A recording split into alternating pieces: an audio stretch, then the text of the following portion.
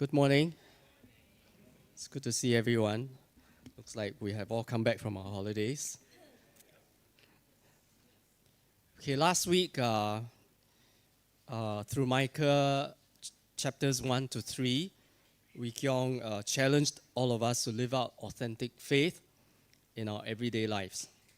He taught us to see God in different situations in our lives and to be curious about what God has in store for us, whether it's through usual or not so usual events in our lives, in the people that we meet, by being fully present, paying attention to them, and then we can cultivate reverence for God, especially people who are different from us, including strangers. When we cultivate reverence in our heart, we may then learn to see ourselves in them. We'll be less likely to act like gods ourselves and trample on others, against which Micah preached. I was inspired, but one thing to be inspired and convicted, another to put into practice. So my wife and I were having dinner at a hawker center on the same evening, and we were happily seated at a table which had 6 seats, but we only occupied 2 seats at one end. The other 4 seats were empty. We had ordered a couple of dishes and were waiting for our food, and then a lady came over and asked whether she could sit at the table. Of course, we said she could because there was sufficient space, and then no one else was seated, right? Until her husband and 2 other adults, whom we assumed to be their children, came over also. So all of us, all the seats were occupied. But we had ordered quite a few dishes, not many actually. One of them should be on a large plate because it was steamed fish.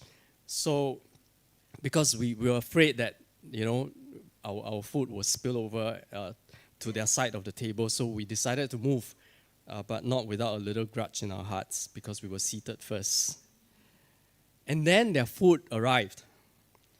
And we could see that they had ordered so much that it could not have been possible for all 6 of us to be at the suddenly very small table without eating into each other's spaces, pun intended. It was a tiny incident which we would likely forget, but it only proved how much work we needed to do in our hearts still. This week, I will take us through Micah chapters 4 to 5, which contains similar themes found in chapters 1 to 3. But Micah continues to preach against idolatry, which he also speaks, and he also spoke against the reliance on military power, especially at the end of Micah chapter 5. He prophesied the destruction of the divided kingdom, both Samaria, capital of the northern Israel, and Jerusalem in the south. There were also some prophecies against the enemies of Judah, as well as more hopeful prophecies for Judah in both chapters. In short, it was a mixed bag of prophecies that had generated lots of discussion and different views among scholars. So we can share with us, Micah lived and ministered in Judah in southern kingdom during the reigns of Jotham, Ahaz, and Hezekiah. These are 2 segments of the timeline taken from Bible Gateway. You can scan the QR code to get the whole table. His contemporary, Isaiah, preached to royalty because he was allegedly the cousin to King Uzziah. But Micah ministered mainly to the common people. They both prophesied, as I said, to northern Samaria will be destroyed by Assyria. But their main audience was actually southern Judah. Those of us who have gone through OT class, right, remember in the early days, Samuel, Kings, and Chronicles, will remember reading about the tragic history of the divided kingdom. All the kings in the northern kingdom were evil, which was probably why they were sent into exile much earlier. Among Judah's kings, southern Judah, there were some good ones, like Jotham and Hezekiah, and later in the next slide, you'll see Josiah as well. Actually, here it is. Okay. So, Judah, as you can see, was also eventually sent into exile, but by the Babylonians in 586 BC. Sometimes we're tempted to think that all the preaching of all the prophets seemed to be in vain. But could it be that some of their warnings did do some good, and some of the kings did pay heed, and some were saved? Hezekiah, for example, benefited from Isaiah and Micah's preaching. One of the most inspiring stories of God's deliverance is found in the story of Hezekiah. We don't have time to read it today, but we encourage us to read it. It's about how God killed 185,000 of the Assyrian army led by King Sennacherib in 701 BC without a single sword raised by Hezekiah's army. The story is found in 2 Kings 18 to 20, 2 Chronicles 29, 32, Isaiah 36 to 39. But despite this spectacular victory after Hezekiah, out of the remaining 7 kings, as you saw earlier, only Josiah followed in God's ways. Micah chapters 1 to 3 started with words of doom, but chapter 4 reversed that with some words of hope. Micah 4, 6 to 8. In that day, declares the Lord, I will gather the lame, I will assemble the exiles and those I have brought to grief. I will make the lame my remnant, those driven away a strong nation. The Lord will rule over them in Mount Zion from that day and forever. As for you, watchtower of the flock, stronghold of daughter of Zion, the former dominion will be restored to you. Kingship will come to daughter Jerusalem. So God was telling the Jews that although they will be exiled, He would eventually redeem them. But they have to go through exile. In fact, Jeremiah, a later prophet, prophesied they will return 70 years after that. Interestingly, we could see in Micah 4:10 that they would go to Babylon, where they will be rescued. When at that time, the dominant threat was actually Assyria. Verse 10 says, Writhe in agony, daughter Zion, like a woman in labor. For now you must leave the city to camp in the open field. You will go to Babylon. There you will be rescued.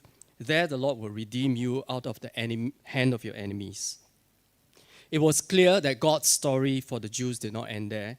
The exile was temporary because God had greater plans for them. God's ultimate purpose was to bring them back and restore them into a right relationship with Him. The exile was not without purpose. One of the key verses we encountered when we were studying the Bible, right? Seeking God, Jeremiah 29, verse 11 to 13, talks about God prospering us and not harming us. But do we know the context of this verse? It was Jeremiah's prophecy that God will return the Jews from exile after 70 years. But sometimes we want to ask, surely, God, must your plan always include suffering and pain? Is this the only way through which blessings will come? Which brings me to a larger question of the purpose of suffering and pain in life in general. We can accept if punishment is meted out for punishment, for wrongdoing. And Israel and Judah did have it coming for them. But what about the innocent? Surely there were innocent people who were killed and also taken into exile along with the guilty. Why would God allow the innocent to suffer? Which brings the question even closer home, right? Why did God allow us to suffer or allow our loved ones to suffer for no obvious reasons? How could God allow 9/11 to happen? What about the suffering from other natural causes and disasters, like the tsunami in 2004 which killed hundreds of thousands of people. The honest answer to all these questions would be, I don't know, because God's ways are not ours. In fact, Micah 4 verse 12 says, "But they do not know the thoughts of the Lord. They do not understand his plan." Although the words are for Judah's enemies, they equally apply to everyone of all time. And I'm fully aware that many have tried to find the meaning and purpose of pain and suffering. I also know that what I share today may come across as hollow because I haven't experienced pain the way some have. I have not walked through the kind of pain that leaves lasting scars. You might even be right to say, come and talk to me only after you have lived through it yourself, the suffering. But I don't intend to trivialize the deep pain and suffering that many have endured. And I feel compelled to talk about this because whether we like it or not, every one of us will face some form of pain and suffering in life.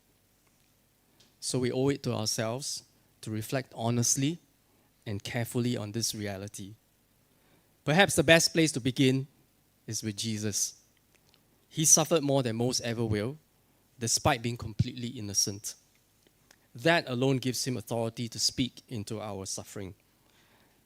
In John chapter 11, when Jesus learned that his friend Lazarus had died, he went to see him.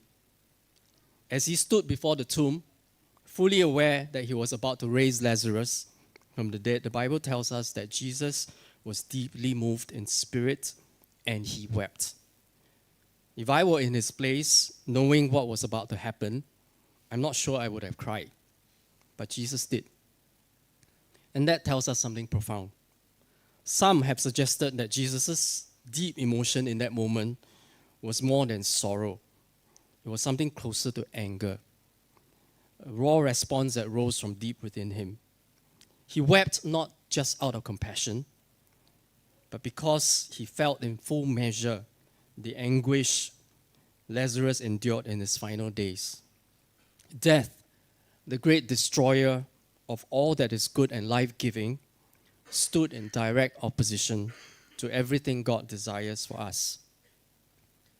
Perhaps he foresaw his own approaching death. He carried in that moment the weight of all the deaths every one of us would face one day. But what we know for sure is that Jesus does not take our pain and suffering lightly. So we experience anger, confusion, pain in the face of death and suffering. We are not alone. These responses are not only natural, they are also shared by Jesus himself. So I will approach the problem of pain from a few perspectives. The first is by C.S. Lewis. The subtitle of my message today is actually taken from his book, The Problem of Pain. Why does God allow pain in this world?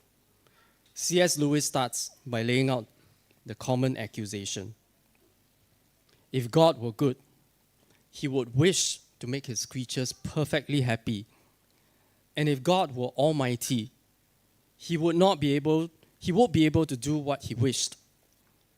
But the creatures are not happy. Therefore, God lacks either goodness or power or both. This is the heart of the problem of pain, a question that many of us would wrestle in our darkest of moments. It seems logical, even unanswerable. How can a loving, all-powerful God allow so much suffering? According to Lewis, to answer this, we have to look more closely at the words that we use. These three words: good, almighty, and happy. Because how we define these words shapes how we understand God and whether we see him as cruel, powerless, or absent. But I only have time to talk about Lewis's discussion on almighty or omnipotence. Hopefully, when I discuss the other perspectives on suffering, they will also shed some light on good and happy. Omnipotence simply means power to do all or everything. We're told in Scripture, with God all things are possible.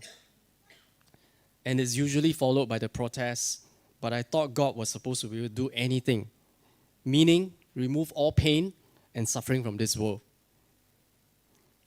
which Lewis thinks is impossible, even for God. And this does not prove his lack of power. He argues by discussing the concept of impossibility. Lewis says there are two types of impossibilities.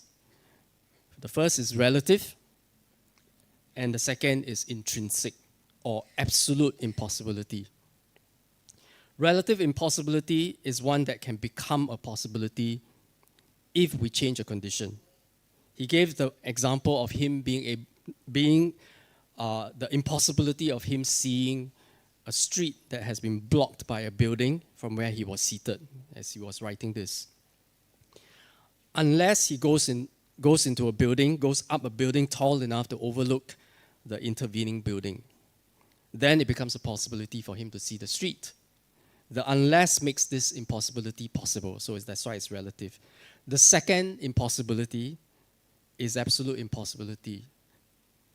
This impossibility has impossibility that is inbuilt into it. There is no unless. That is, it remains impossible under all conditions and in all worlds and for all agents, including God. The example he gave is God can give creature free will and at the same time withhold free will from it. Then he said, you may attribute miracles to God, but not nonsense. To him, the intrinsically impossible is nonsense. So God not being able to do nonsense does not prove that there is a limit to his power. We might also call this type of questions logical impossibility. Other examples of logical impossibilities include, can God make a square circle? Can God make a married bachelor? Though some of you will argue with that. Can God create a stone so heavy he cannot lift it? These questions mask nonsense in the form of grammatically correct questions. So let's talk about why charging God as evil or uncaring or not omnipotent because he allows suffering is a logical impossibility. The basis of Lewis's argument for God to allow suffering in this world is that God has created a material world where there are independent and unchangeable laws of nature. To him, laws of nature that govern matter are often the basis for human suffering. Why? Lewis explains that God had created a world with fixed and stable laws of nature so that he could give humans free will, the genuine ability to choose. This freedom of will will need real choices. Because for us to have free will, we will need to be able to choose between real options. That means that there has to be a world where predictable possibilities actually exist for us to pick from. He argues that this shared world, made of matter and energy, has to follow stable rules so that everyone can use it fairly. Now, we all love movies with superheroes, right? Who can defy natural laws. We love them because these superheroes can alleviate sufferings in this world and save us from the villains. A few superheroes are fine. Maybe even a hall full of them. But I don't think we want to live in a world where everyone has superpower of some sort. And then we can randomly change the laws of nature wherever we want, whenever we want. Logically, we won't be able to live or share this world or make meaningful choices because living in a world where there are no predictable laws will render making choices totally meaningless, since anything goes and since outcomes cannot be predicted. Lewis also argues that for human relationships to develop, we also need a shared environment within a common space and time, which is a separate entity from us.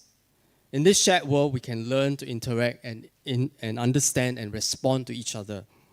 This neutral medium, therefore, let us connect. For example, air is something neutral we both use. I can speak into the air and you can hear me. It carries sound from one person to another. The neutral medium separates us so that we know that you are not me and I'm not you. But it also lets us meet and interact. We can shake hands and talk and build things together. It gives each person an insight where our mind and our feelings reside, and an outside, which includes our body and our actions in this world. Otherwise, we wouldn't even begin to tell where our thoughts end and where another person's thought begins. In short, free will and relationships can only work in a stable, shared world where we can interact and make real choices. But this neutral environment and its fixed nature, with all its physical laws, in all its orientations and states, cannot be equally agreeable to every single soul at the same time. So he gave the analogy that if a man is traveling down in one direction, is going downhill, another man is going in the opposite direction, he must be going uphill. And then, of another example, a pebble. I place a pebble where I want it to lie. And you, on the other hand, it will only be a fortunate coincidence if you also want it to lie there. If you don't, then it will be an occasion for either of us to act in respect, courtesy, and kindness, or unselfishness to let the other person place the pebble where he wants it. But it also leaves the way open to great evil, competition, and hostility. If souls are free, they cannot be prevented from dealing with problems by competition instead of courtesy. Permanent nature of wood enables us to use it as a beam for building, but it also enables us to use it to hit our neighbor over the head. That means the possibility of humans fighting, and the victory often goes to those who have superior weapons, skill, and numbers, even if their cause is unjust. So in his words, so it is with life of souls in the world. Fixed laws, consequences unfolding by causal necessity. The whole natural order are at once limits within which common life is confined and also the sole condition under which any life is possible. Try to exclude the possibility of suffering which the order of nature and the existence of free wills involve. You will find that you have excluded life itself. Lewis is explaining why suffering exists in this world and why we shouldn't wish for a world without it. Because that would mean having no life, or having no life as we know it. He says that the world has rules. Without these consistent laws, nothing would make sense or be predictable. But Lewis also qualified that God can and does on occasion modify the behavior of nature and produce what we call miracles, which are a part of Christian belief. But these are extremely rare, because if they are not, as he said, our world will be impossibly unstable to live in. Every change may have untold consequences and repercussions. So, if we ask for suffering and pain to be removed from this world, Lewis thinks that life itself would cease to exist. Therein lies the intrinsic impossibility of God removing suffering. So this is the argument from a very logical point of view. I hope I've not lost you yet. It should get easier. I start with the most difficult. Another theologian, R.C. Sproul, he talks about the purpose of pain and suffering. This is from his book. And he used Solomon to present his case. Ecclesiastes chapter 7, verses 1 to 4. A good name is better than fine perfume, and the day of death better than the day of birth. It is better to go to a house of mourning than to go to a house of suffering. For death is the destiny of everyone.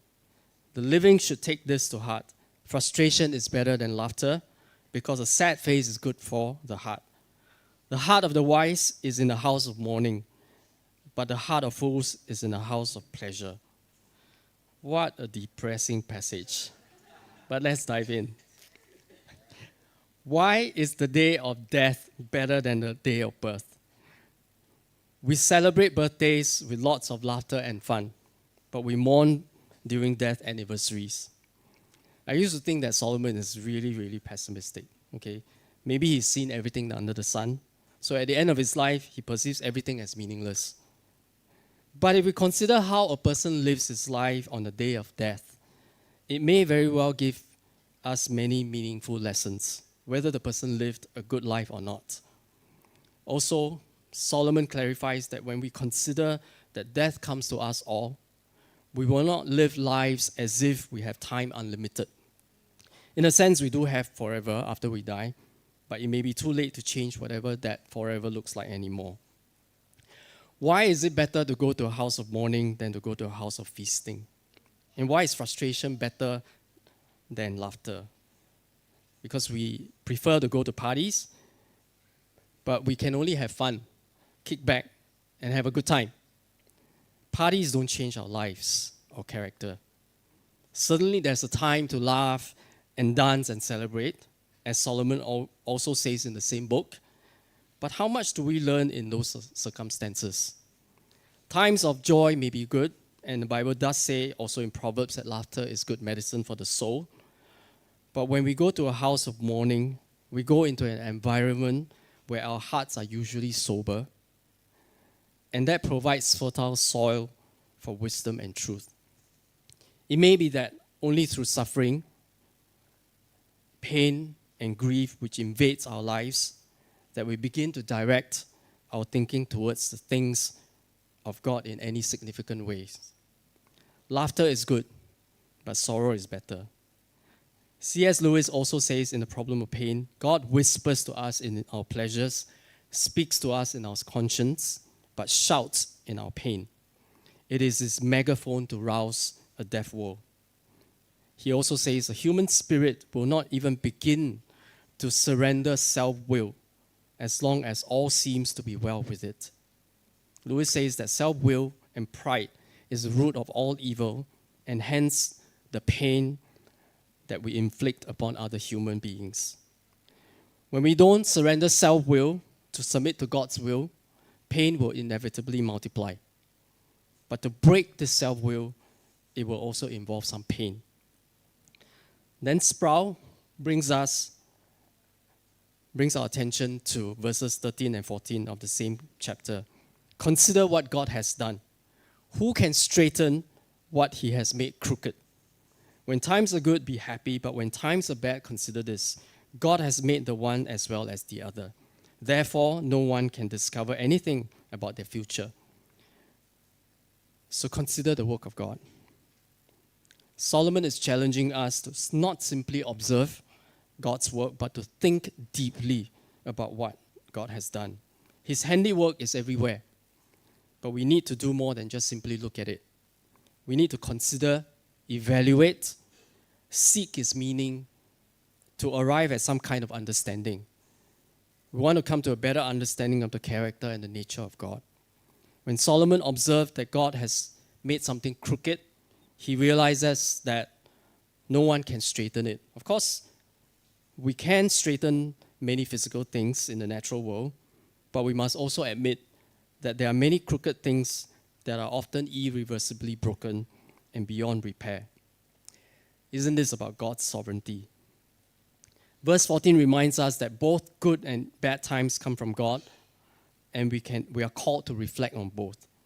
When we meditate on difficult times and not rush through them as much as we would want to, we may begin to understand that God allows hardship not out of cruelty, but to grow, to shape, and to humble us, to teach us dependence on him. A period of illness may teach us compassion and a sense of our own frailty. A failure may deepen our trust in God's grace. Through this, we learn that God is sovereign, yet also involved, allowing what we call what we need in our transformation. Even when we don't understand it, in times of despair, if we care to look in the right places, we'll find that God gives hope, just as He gave hope to the Jews in Micah 4, 1-4. The prophecy that all nations will one day come to Him. Okay, I shan't read the whole verse. You can read it yourself. This prophecy is one of those prophecies that may not have been fulfilled during Micah's lifetime, or even in the lifetime of the exiles returning. We know that it was only fulfilled when Jesus started to walk on earth. But even then, it was also partially, right? Because some have argued that there are still wars, if not more wars today. Nations are still fighting more than ever before. Perhaps this prophecy will only come true when Jesus comes again. We often see this kind of mix of prophecies within the same writing in terms of times of fulfillment.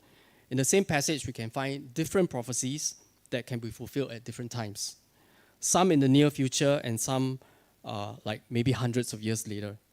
Some scholars have used the analogy of prophecies being like our view of mountain ranges. This is the view of the mountain ranges at one of the 5 lakes of Shiratoko in Hokkaido, which my family recently visited. From our vantage point, we may feel that they are all about the same distance from us, quite far away. But the truth is, we cannot tell which peak is nearer or further, especially those in between, nor how far apart they are from each other. For all we know, some of the peaks may be many hours of drives away from each other, or they could be part of the same mountain range. When God gave visions to the prophets, they may often be a mix of prophecies that could be long periods apart in terms of fulfillment. Let's take another famous prophecy in Micah chapter 5, verse 2. But you, Bethlehem, Ephrathah, though you are small among the clans of Judah, out of you will come for me one who will be ruler over Israel, whose origins are from ancient times. From Micah's perspective, he could be telling the Jews not to depend on their military power, because at that time they were facing, King Sennacherib waiting at their gates. And he was probably talking about King David, who was also from Bethlehem, the youngest of Jesse's sons. Jesse's family was a small clan in Bethlehem, small town among the all of Judah. And yet God could raise him to do mighty things for his kingdom. Perhaps Micah was telling the Jews and to encourage them not to be afraid of Sennacherib. But then later prophets like Matthew, right, he took it to mean that this prophecy was about Jesus. Jesus was also born in Bethlehem, and he came to be king, and his origin was from David's times. So when we consider all of God's prophecies and his promises, we can be certain that God's ultimate purpose will be accomplished. He may or may not deliver us in ways that we envision or hope for. The deliverance may not come immediately, perhaps never during our lifetimes, but we can be confident that our sufferings will never be in vain. When we focus on the hope that God has given us, we'll find strength somehow to endure the pain in our lives. And out of the seasons of death may be the source of new life. If we observe carefully in nature, there are lots of examples of how death is often the beginning of new life. During our recent trip in Shiratoko again, we went on a trek through the forest of the 5 lakes to see nature. We saw countless huge and tall fir trees. And as we walked, we also observed many fallen, either by lightning strikes or disease or some other reason. Fallen trees take many years to break down and lie there. As they lie there, they provide food and refuge for many new plants, including new fir trees and small animals to grow. So this is a photo of one of the fallen trees I took. But Lalias or Lilias Trotter, an artist and missionary in North Africa, commenting on her drawing of a little pile of twigs and dead leaves, said, God may use the things he has wrought in us for the blessing of souls unknown to us. As these twigs and leaves of bygone years, whose individuality is forgotten, pass on vitality new still to the newborn wood sorrow. God only knows the endless possibilities that lie folded in each one of us. Elizabeth Elliot, another renowned and celebrated missionary, author and speaker, she was one of the newborn wood sorrow whom Lilias Trotter inspired with her life and her writing. She and her husband Jim Elliot became missionaries to the indigenous people in Ecuador. During their stay, when Elizabeth and Jim's daughter was only 10 months old, he and 4 other missionaries were tragically speared to death by the Waorani people. 2 years later, Elizabeth, with her daughter, now about 3 years old, inexplicably went back to live among the same people who killed her husband, to share God's love with them. Because she wrote, if my life is broken when given to Jesus, it may be because pieces will feed a multitude when a loaf would only satisfy a little boy. No one gets inspired by anyone living an easy life without troubles. We are always profoundly touched by a person who remains strong and faithful through deep pain and suffering. Finally, Jesus is our chief example of suffering and death, giving life to the world. Because he says, very truly I tell you, unless a kernel of wheat falls to the ground and dies, it remains only a single seed. But if it dies, it produces many seeds. May we come to understand that even in the midst of suffering, whether great or small, we are drawn nearer to the heart of God. Through these experiences, may we grow in our reflections of Christ and become living images of the one who died for us. May our lives be marked by self-giving love so that we become channels of blessings to those around us. Thank you.